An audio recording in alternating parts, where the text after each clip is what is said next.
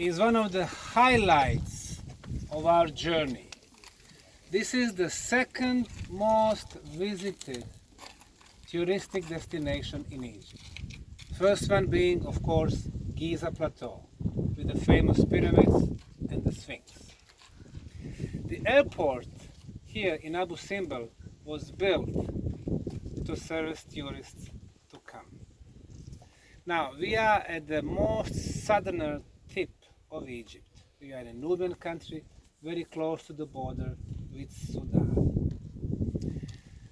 In the last few decades, I've been traveling the world, writing 17 books on ancient history, and I realized that archaeology run by archaeologists today is not a science. Based on archaeology, we have history and anthropology. They are not sciences. Why am I saying that?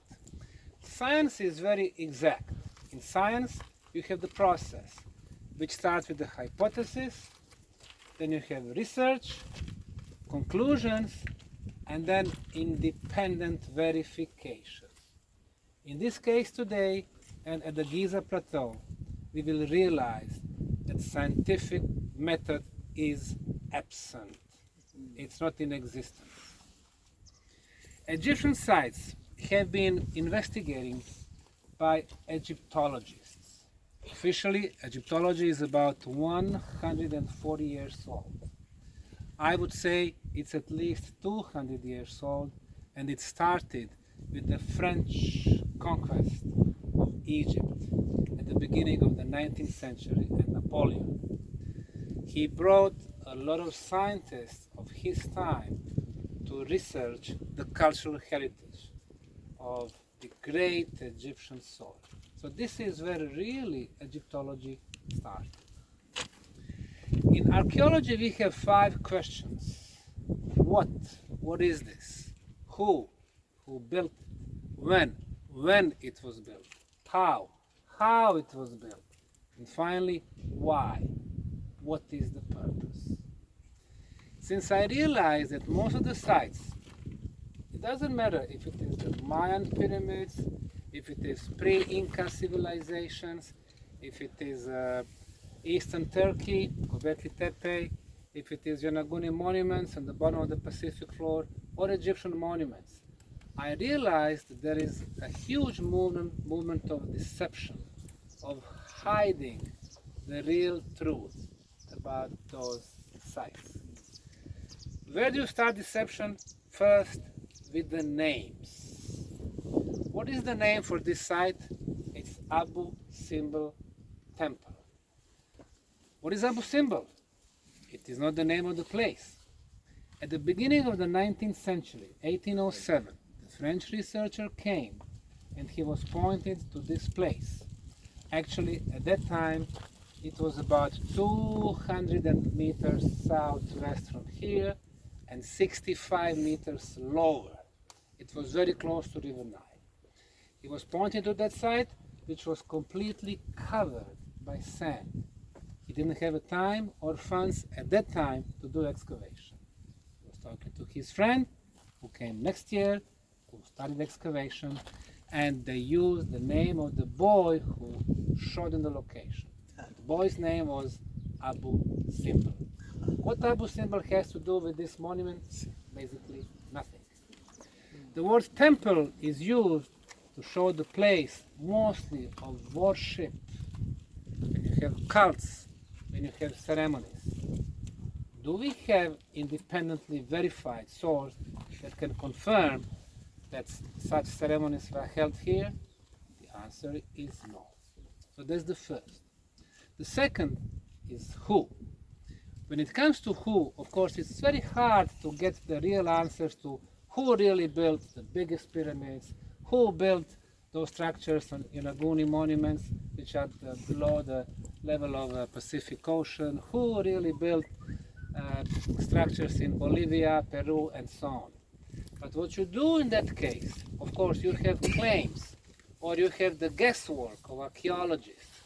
You need to independently verify. So we have Egyptologists claiming that this belongs to the era of the Ramesses II, which is 3,300 years before present, 3,300 years. And of course they base that, first thing is the cartouche we can see on the right arm of the second monument. It's the cartouche of Ramesses II. And of course only the royals, the leaders, only the sons of God are supposed to have cartouche. Now the question is whether the carvings belongs to the time of the construction.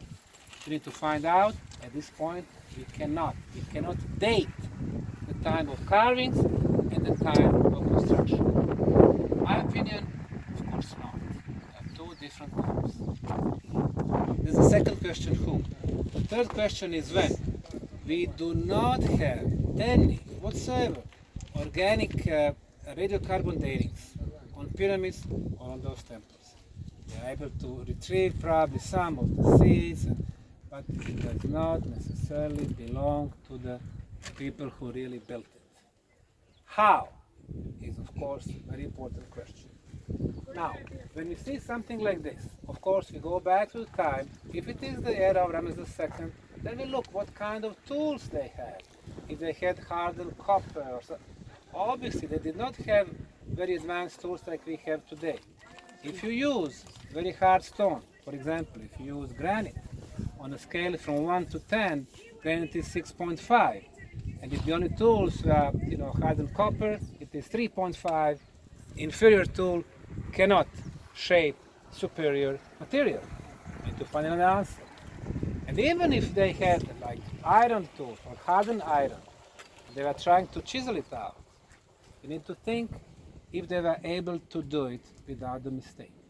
Now what we have here, we have 4 statues. And of course the claim that they belong to Ramesses II.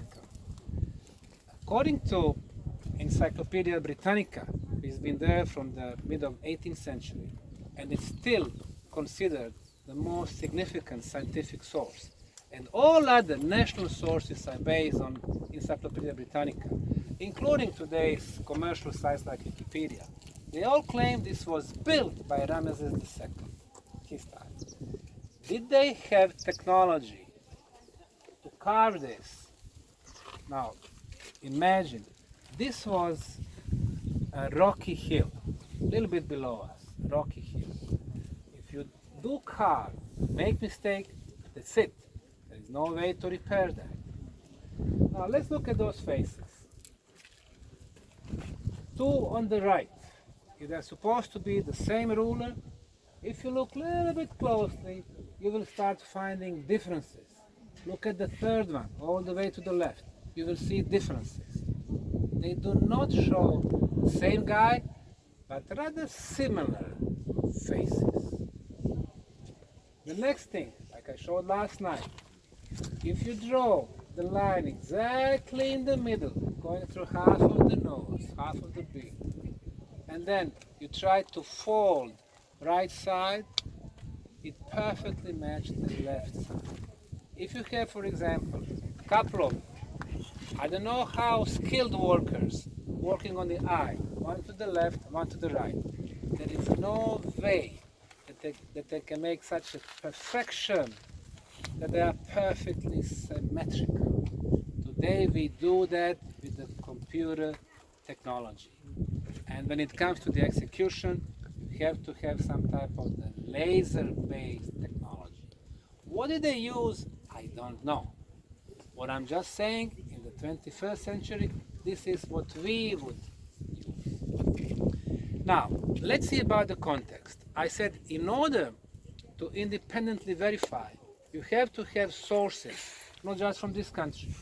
If you go back to that time, Egypt was one of the major powers in the world.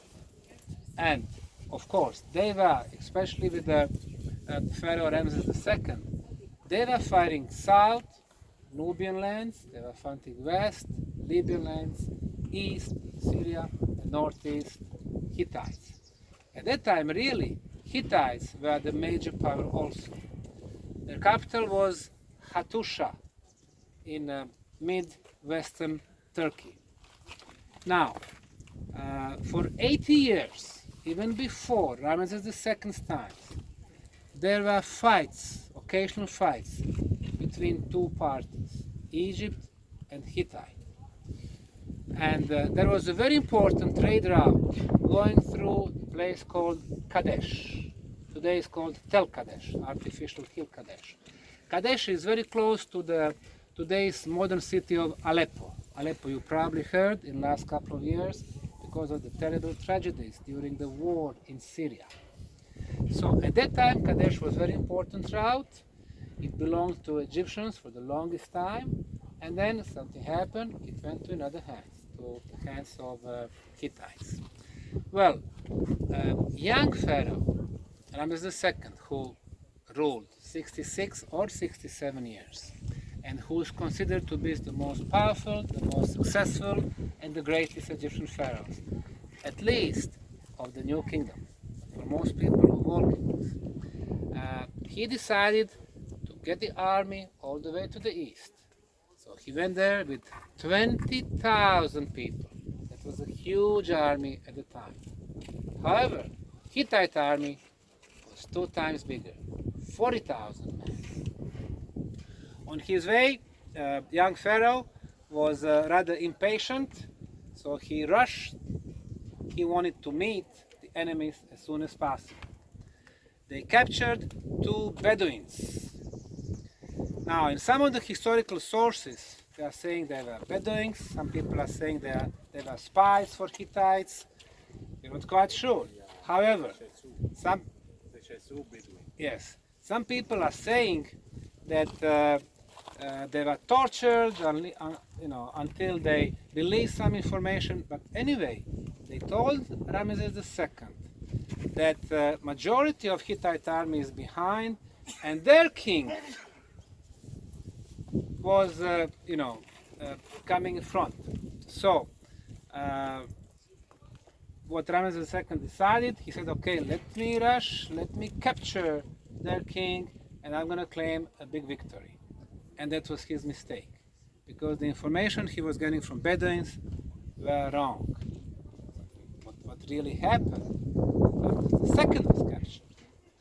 Now, in most of the major Egyptian temples, you will find different story. That he was very victorious, that he single-handedly, defeated great Hittite army. However, when we see the results, then we can really get to the real scientific and historical truth. Kadesh remained in the Hittite hands, meaning Egyptians really lose that particular war.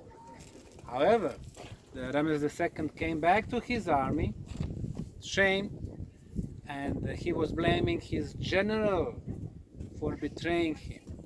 Came back to Egypt, and then he ordered people to mark every major monument. Like this one here, like inside, you're gonna see the scenes of the battles where he is victorious. So all the sources that people could see, monuments, paintings, papyri, they are talking about him being victorious. 20 years ago, letters of correspondence between Hittite king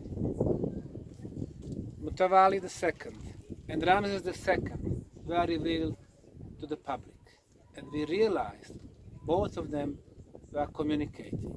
The Hittite king is saying, why you show on all your monuments that you won this war when you and I both know that you lost? Well, in his answer, Ramesses II is saying, well, we had some internal problems with gods, with this and that. Basically, he's not answering straight. So we know that really the Hittites were the side who won the war. Now, again, if we rely on documents from both sides, it took Hittite's brother and his nephew, who became another ruler of Hittite, but he was illegal.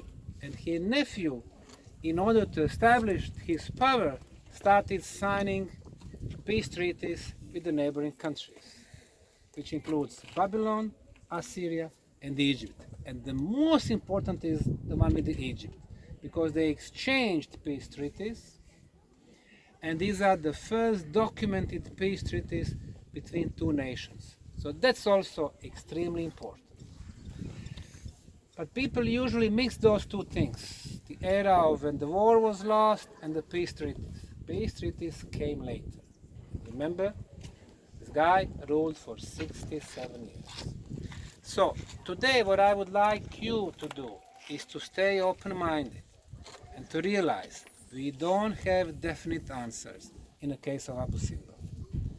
Personally, I don't think that ancient Egypt, the last 5,000 years, had technology to carve such monuments.